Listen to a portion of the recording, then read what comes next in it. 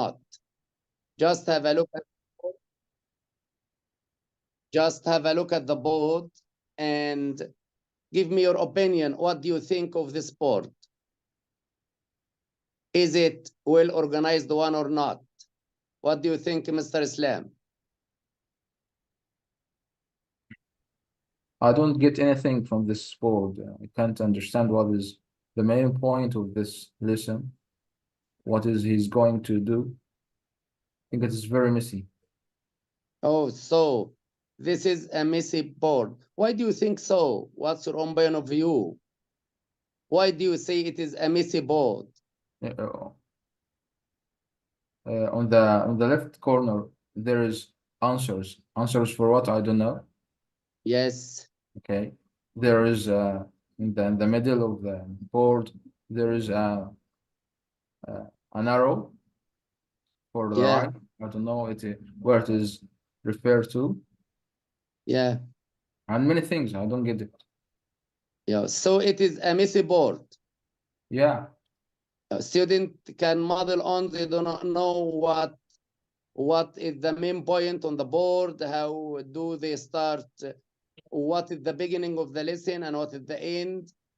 Okay, so it's a messy one. Okay, move to the Yeah, next slide. if I'm a student and I get into the classroom, I won't get what is I'm going to study in this lesson. Okay, that's great. Move to the next slide. Look at the following board, compare it to the Mrs. board.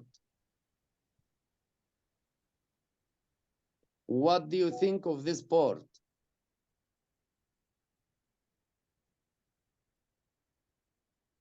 I think this board is well organized because you start with the date, Sunday, 28th January, 20 unit number and lesson number, student book. Okay, and here we start with review. Okay, circle the old one out, and in the middle of the board, you can find new words. Okay, sign, fire exit, noisy, helmet, small, canal, and then you can have the structure.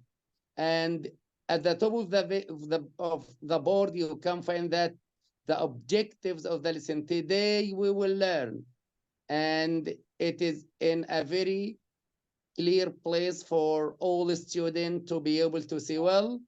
So we need to organize our board in such a way.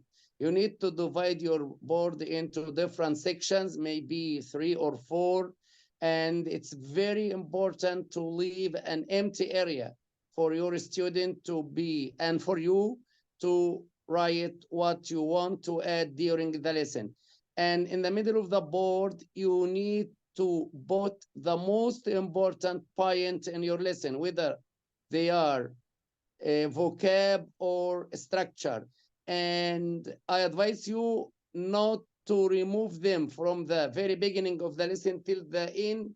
So your student will be able to look at them, to see them from the very beginning of the lesson till the end, because this is the focus of your lesson. This is the main point in your lesson that you want your student to have in their bag by the end of the lesson.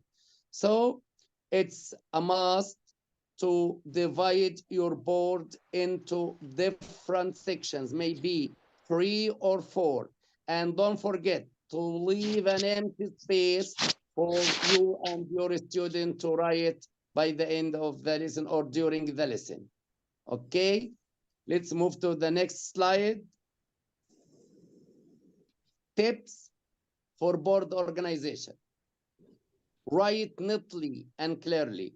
You need to have a good handwriting. Okay, write in a straight line. It's a must to write in a straight line. It doesn't matter at all to write quickly and to finish then without your board and so on. The most important thing is to make your board organized so as to attract your students. So number 1, write neatly and clearly, write in a straight